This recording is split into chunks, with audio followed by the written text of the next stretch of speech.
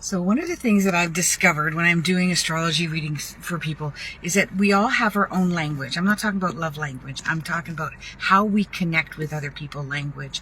And I find like the water signs, for instance, they want to connect with you emotionally. They want to ask, how are you feeling? Sometimes they'll relate that they have similar feelings to you.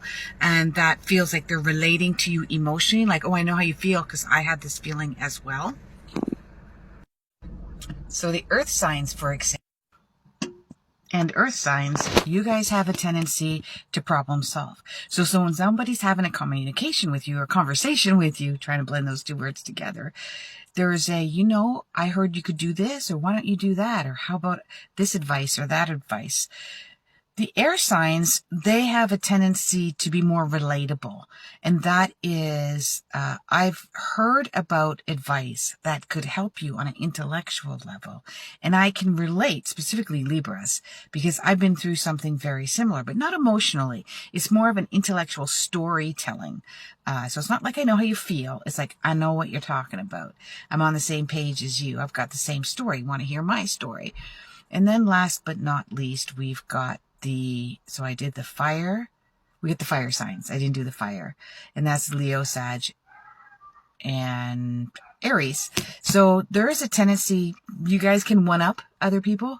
Like, oh, you want to hear my story? Want to hear about my job? Want to hear about my childhood? Want to hear about my broken finger?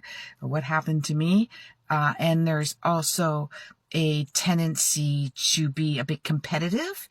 But there's also a great cheerleading option that they have, and that is the ability to be able to cheer people on. That, oh, I know you can make it, or I know you'll do better than that, or that'll be great for you. Now we've got oil and water personality traits. If you guys are fire and air, if you guys are fire, if you're air, then your communication styles are very similar. So you're not going to be offending each other, hurting each other's feelings. If you are water, earth, or earth, water, then there also is a tendency to support and complement one another in communication. But if you are water and air, basically that's water and oil. And so basically if you're water and earth in a combination with either one of those, with water and earth, with fire and air, then there's a miscommunication and a discommunication, and the tendency to feel that they're not validating each other, they're not hearing each other, and they're not seeing one another.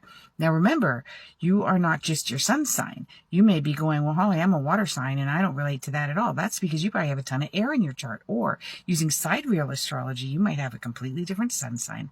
Askhollyhall.com.